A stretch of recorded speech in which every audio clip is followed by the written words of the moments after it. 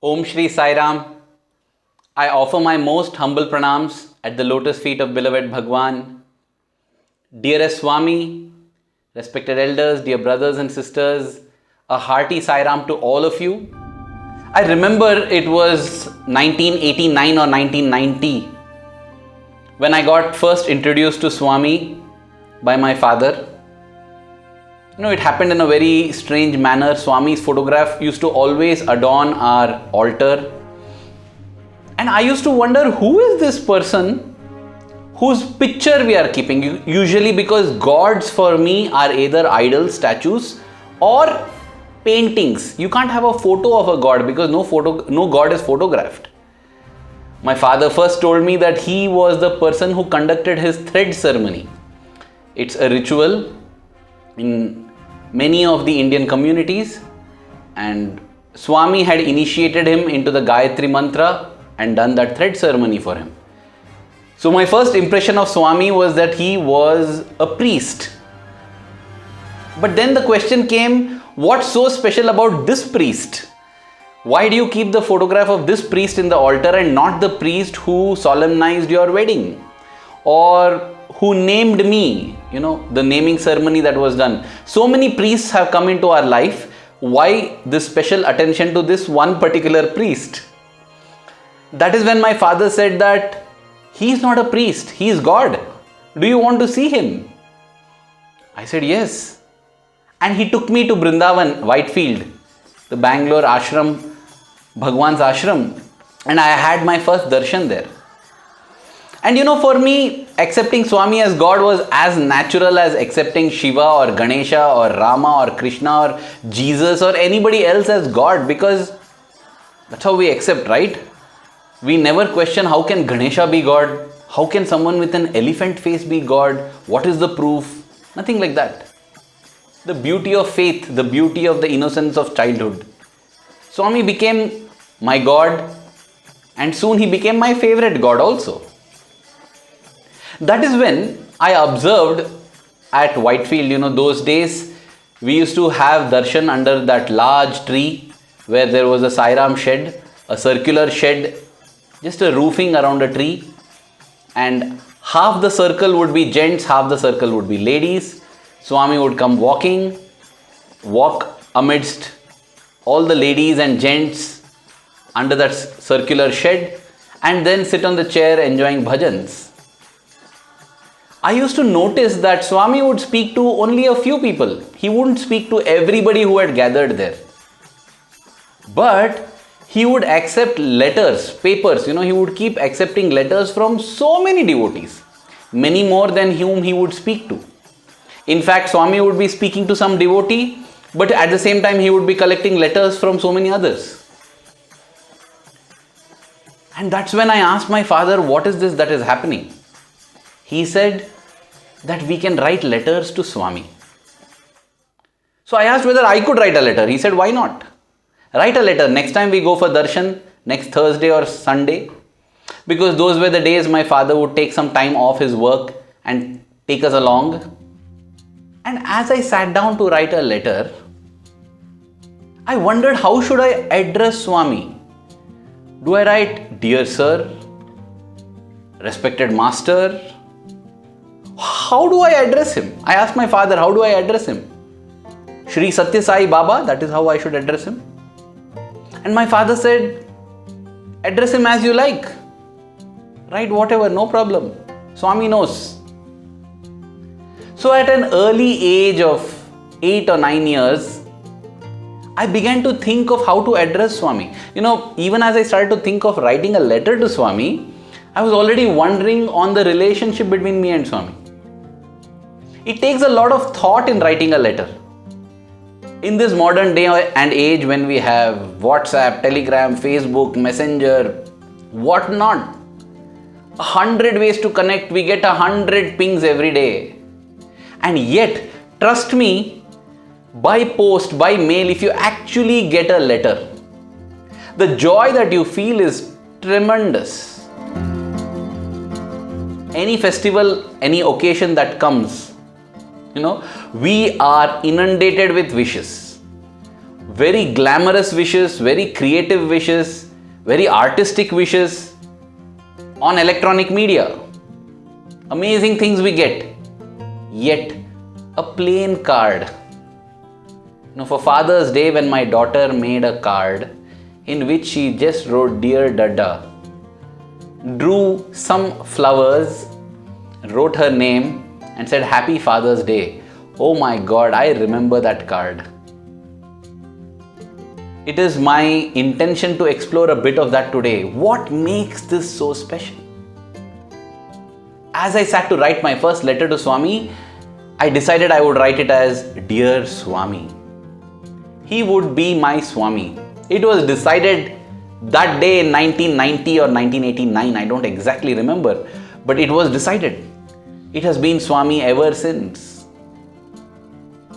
And then what do I write in the letter?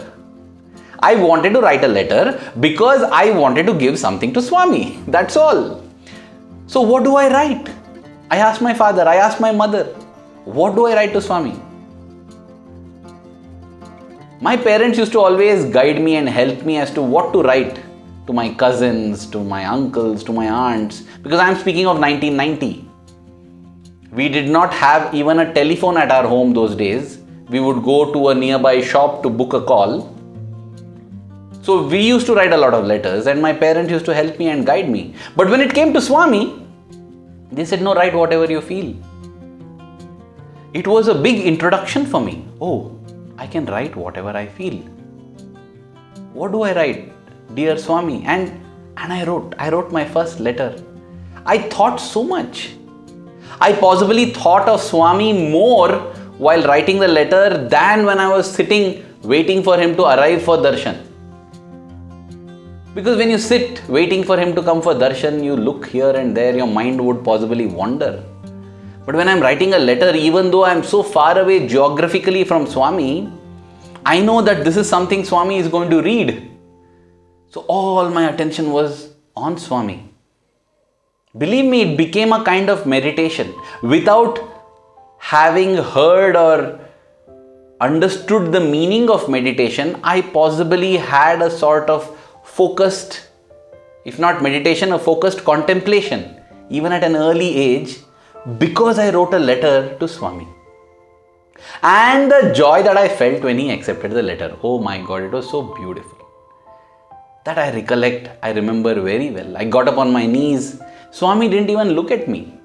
And yet, that letter was able to give so much of joy to me because I knew that even though he didn't see me, the very fact that he has picked my letter means he has noticed me. This is something beautiful that a letter does when we write to God. Because many times we are not able to see God seeing us. Especially these days when the physical form is not present. We wonder whether Swami is seeing us. But writing a letter to him will make us feel his presence. Definitely. And what do we write in the letter? This is another amazing thing. Is that I write what is important for me. What otherwise anybody else will not feel it is important at all. Because what is important to me is important to Swami as well. There's very little difference between me and Swami. What is the difference? The word Swa. Swami would tell us, I am God. But if you inquire, you will realize that you too are God. That is the difference between me and Swami. The Swa. Swa. What is Swa? Swami would say Swa stands for Atma. Swadharma. Swadharma means Atma Dharma. What is Atma Dharma? Atma Dharma is to recognize the truth that it is the same Atma pervading everyone and everything. Swatantra. In India, the Independence Day is called Swatantra Divas. The day when we became Swatantra. Independent. But in Sanskrit, Swatantra means dependent on the Swa, which is the Atma. So we are truly independent when we depend on the Atma. So Swami is nothing but me with the realization of Swa, which is the Atma. What is important for me is also important for Swami, because Swami says ultimately you and me are one. And this letter writing helps us to get that connect. Swami would write letters to devotees. Swami has written thousands and thousands, millions possibly, millions of letters to so many devotees. You just have to go online and search. At least 1,000 letters will come up, written by Swami. Each of those letters are so beautiful. And Swami can write letters to us. Should we not write to Swami? I remember one occasion, many years later. This was possibly 2001 or 2002. I had joined Swami's school, passed out from Swami's school, and now joined Swami's college. I was at Vrindavan again. Somehow my letters and Vrindavan have had a beautiful journey, and it's wonderful recollecting that. So at Vrindavan, one day I thought that let me write a letter to Swami. Now when I want to write to Swami, what do I write about? That was a point in time when I was trying hard to see if there's any problem that I can tell Swami about, But there was no problem. All the problems I had already written in a letter and given to Swami. Swami had accepted. That's the advantage as students. We get daily darshan, right? So almost daily I had written letters and daily Swami had accepted letters. And there was nothing else to write about. And I honestly felt a bit guilty also to write the same thing again and again. Once it is told, it's done. Once we offer our problem to Swami, we should let go of it. Because Swami knows after that whatever is happening with regard to that is what Swami wants. But we don't do that. We think Swami needs reminders, Swami needs again repeated messaging. We do follow-ups. We offer a problem at his feet and tell Swami, you please take care. And that evening we ask Swami, what happened to that? If not directly, in our hearts we are asking. That doesn't show our faith at all. When I have faith in Swami, when I have a problem, I offer it to Swami and just let it be. And as I speak this, I'm speaking it with a lot of emphasis because I want that message to get drilled down deep in my own heart. Because I continue to do this mistake of offering a problem to Swami and then following up with him asking, what is it, Swami? What has happened? 2 days are over, it's not yet resolved. 3 days are over, it's not yet resolved. 1 week is over, it's not yet resolved. Assuming that resolution is what is in my mind. All the while Swami is saying it's already resolved. The moment I know it, it is resolved. And what you are now facing is actually the resolution. It is good for you. It has been programmed that way for you. Go through it. I forget that. And I think resolution means what I have thought about. What my solution is. I want Swami to accept my solution. No. We should be able to celebrate Swami's resolution of our problem. So, as I said, all my problems that I felt I had at that point in time, I had already submitted to Swami. There's no other problem to write about. And in fact, on a couple of occasions, I had written some really funny things to Swami, if I can say so. Like I had written, Swami, if you get bored, last vacation when I went home, I had played this video game. It's real fun. You try, Swami, get it set up inside Trai Vrindavan, have a little fun. And Swami, there is a joke book that I have read. Real fun it is. Clean jokes they are all. You can read that also, Swami. It's nice entertainment. That's the beauty of our relationship with God. I'm now sharing all these, but the idea behind sharing this is to show that there is nothing like you can't talk this with Swami. You should talk this with Swami, nothing. It's a relationship that we build, and it was so beautiful when Swami accepted those letters. I would think nice. What my thought would be? It would be that, see, usually whenever people are coming to have darshan, they come for a few days, maybe a week, maybe 2 weeks. And definitely they will have so many problems that they want to tell Swami about. And that is what we write to Swami first about, our problems, our worries, our health issues, right? That's what I did also. First write all these, when all these are exhausted, then you think what to write about. Huh? So I thought when Swami is receiving his letters, all his letters will be filled with these problems only. So let me write some jokes for Swami. As he's reading all his letters, let him come across a letter that is fun, let him read a joke. These were my thoughts, why I wrote these letters like that to Swami. Now, even these kind of letters had been done. I had written jokes to Swami. Now yet I want to write a letter to Swami. So then that day, I just wrote a letter to Swami saying, Dear Swami, there is nothing to write about. I don't know what to write about. You have taken such good care of me. Everything is fine by your grace. But Swami, there is a joy that I get when you accept a letter from me. In order to experience that joy, I am writing this letter. That's all. That is how I had written that letter. So the next day, it was a very short letter. The next day when Swami came for darshan, he came walking towards me. He accepted a few letters from a few students and a few devotees. But when he came near me, he didn't take my letter. He just walked on. And I was wondering, Swami, of all the letters that I have written so far, this was a letter whose sole objective was to give me the joy that I get when I give you the letter. There is no problem to be solved. There is no issue to be resolved. There is nothing that I am asking. Just the joy that I get when I give you the letter. And exactly that letter you didn't take. Okay, whatever, it's your wish. This was what I thought.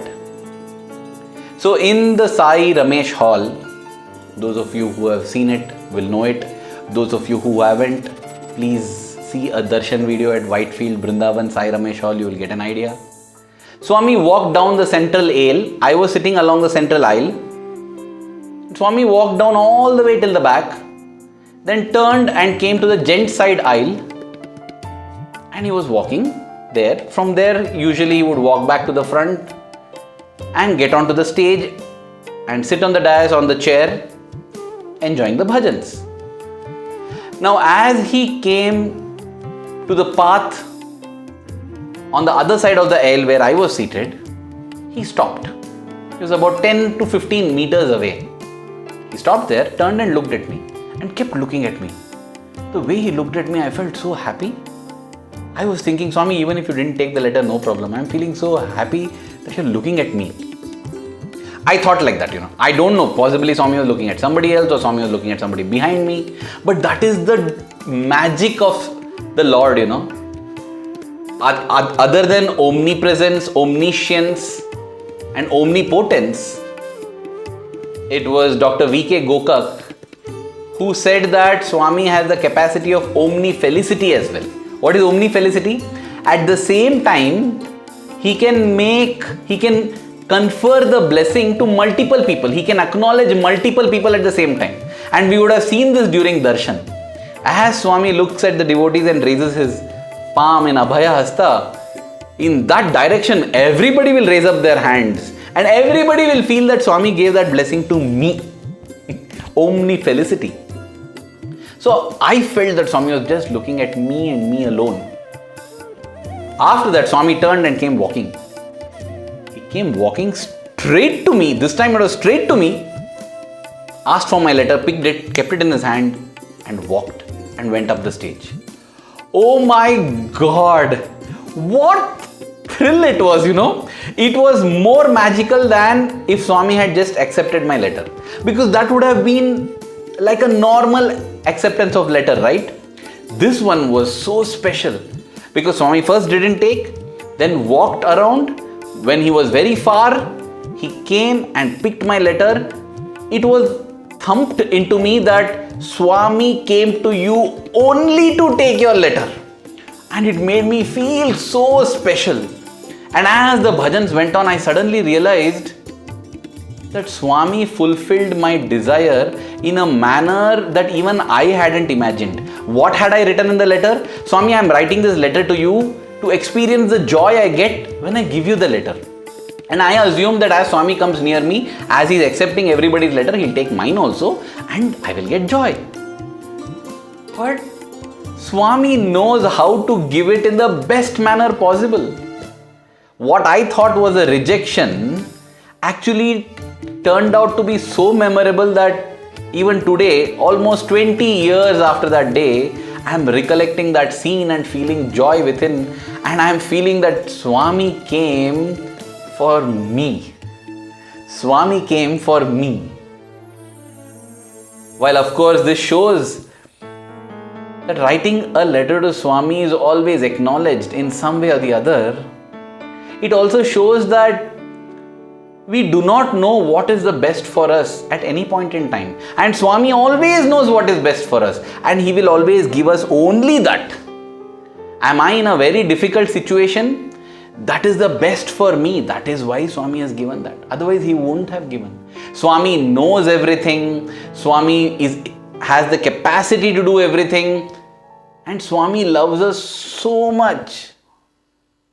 And yet, if we are in a situation which we think is not favorable, then it is only our misunderstanding. Swami will never put us in a situation that is unfavorable for us. Because he loves us. Because he is so powerful, he can change things in a moment with a snap of a finger. And he knows everything. He knows our heart better than we do. When we desire something, Swami instantly makes a plan to fulfill that. But he fulfills it in a manner possibly that we have not even imagined. So that we derive the maximum benefit, the maximum joy and the maximum peace from that desire. That also shows how careful we should be about what we desire. So when Swami knows everything, why then do I write a letter? It again comes back the other way as well. Why should I write a letter? Swami knows it, right? Swami knows everything. He is omniscient, omnipresent, omnipotent. Okay, at least when Swami was physically around, there was a joy in giving him that letter. Now that Swami is not physically around, why do I write a letter? If this question arises in our heart or minds, it is because we are thinking that we are writing a letter for Swami's benefit, or for the benefit that we get when Swami physically accepts it from us. Even now I see there are some places or some centers or some homes where Vibhuti seems to be appearing, and people say that if you write a letter and keep it there, Swami will write a response. And then people feel the urge to write it and keep it there.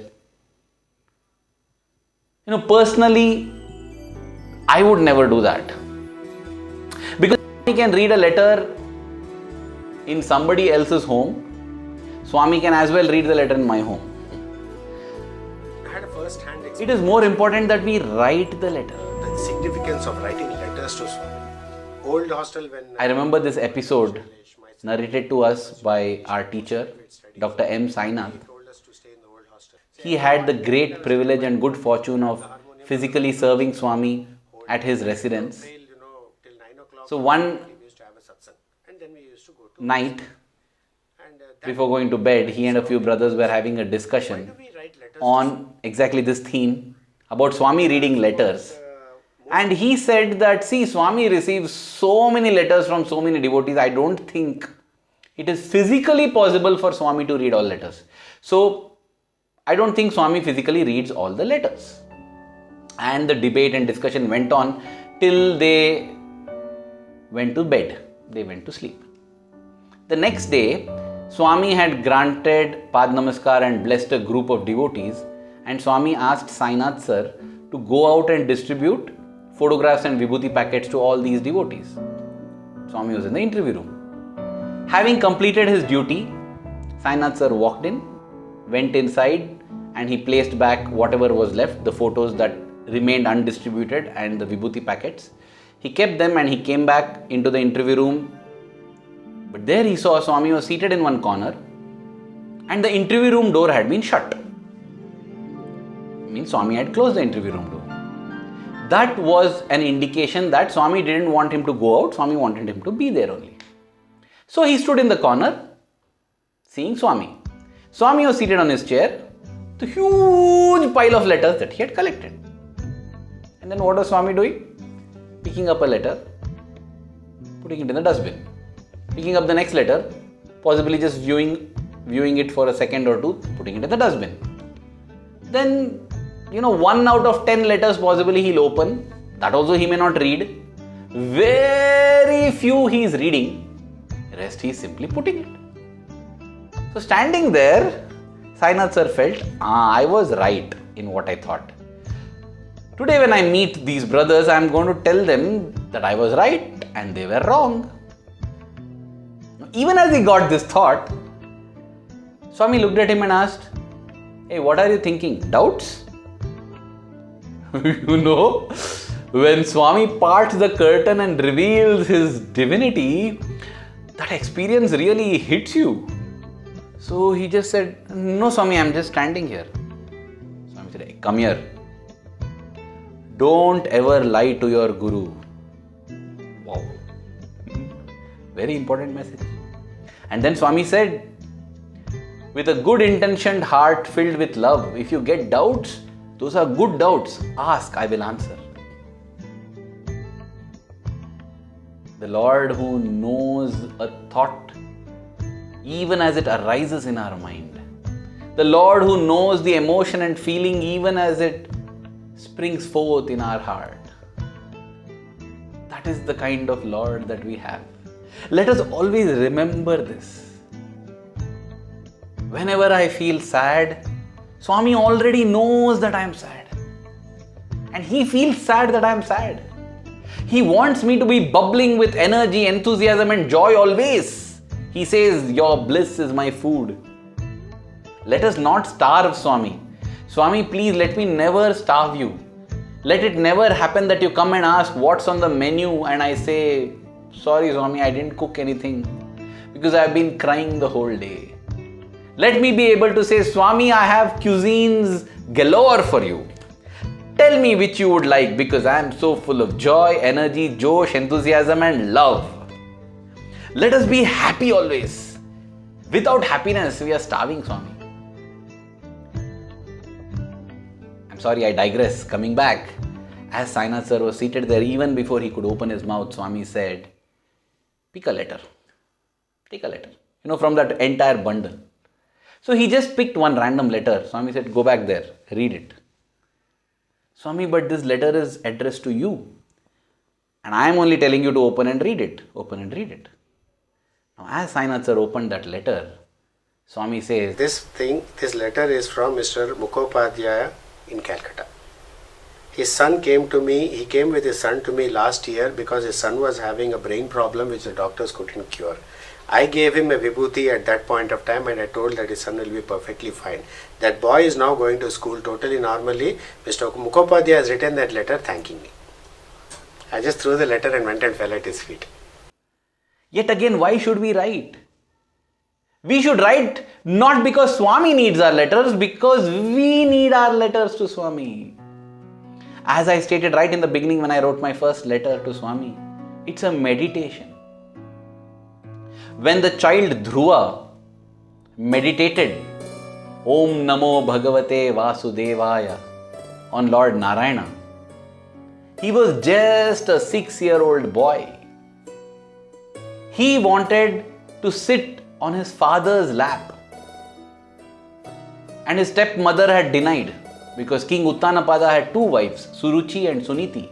Dhruva was the son of Suniti and Uttama was the son of Suruchi.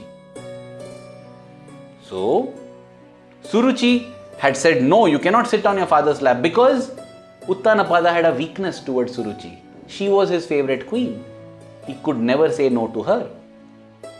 Then Dhruva said, but mother, I want to sit on my father's lap. What should I do? She said, go to Narayana and pray to him that you be born as my child. You can sit.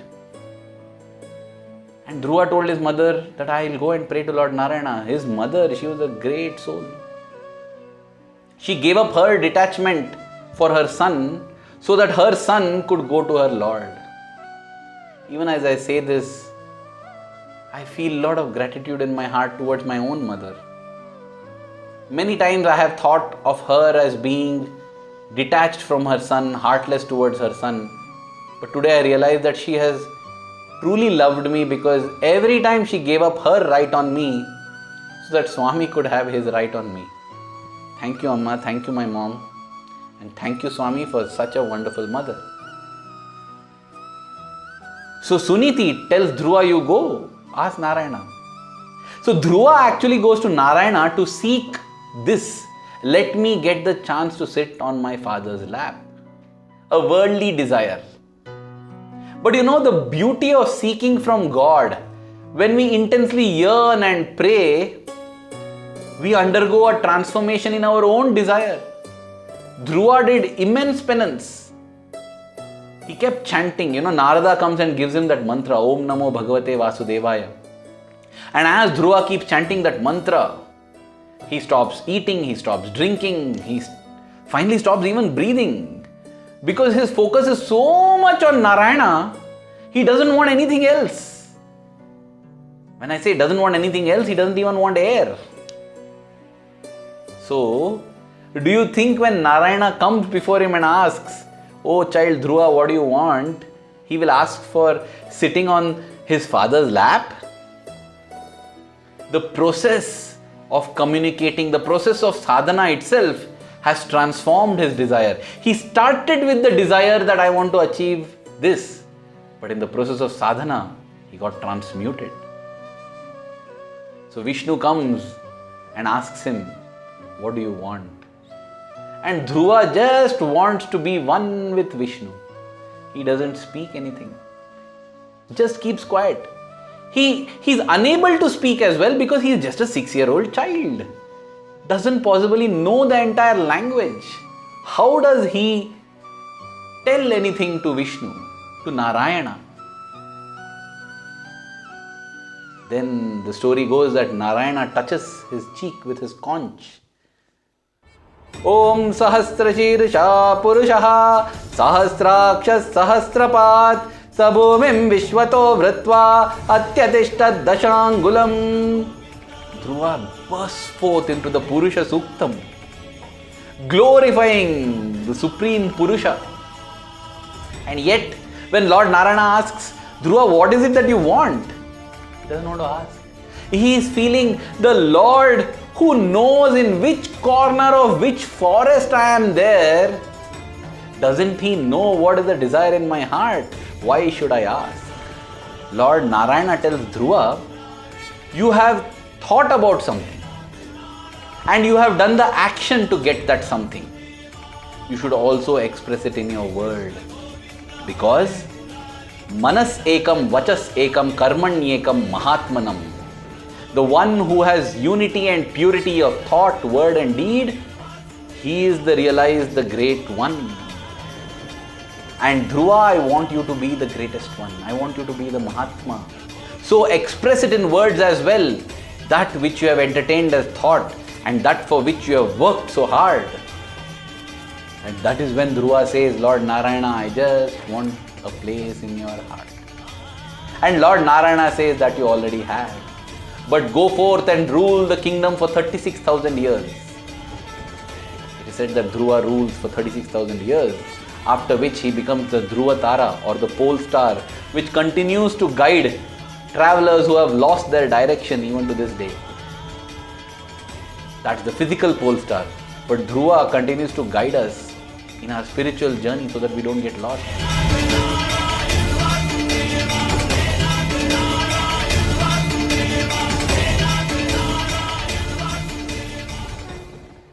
And this is what happens when we write a letter to Swami.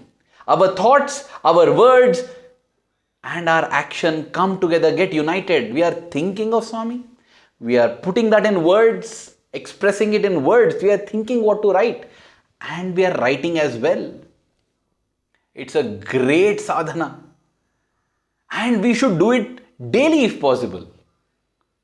And again, when I'm saying this to myself. That's why I said at the end of this, I want to go and write a letter. Write a letter. It feels so wonderful. Don't worry, how do I post it? Which center do I send it? Whose home should I place it? Should I send it to Prashantiniliam? Should I send it to Brindavan? How do I reach it to Swami? It has already reached Swami. But we need that exercise. Place it at the altar of your heart. Place it at the altar of your home. And what should I do after writing that letter? The next day, once it has served its purpose, tear it and throw it away. Doesn't matter. Or file it and keep. It's a good record. At the end of 10 years, you can look at the 5,000 letters you wrote to God. Beautiful. It will be a documentation of your own journey. It will show you the beautiful things you shared with God. It's your personal diary with God. Beautiful it will be. It documents this divine romance that we have had with Swami.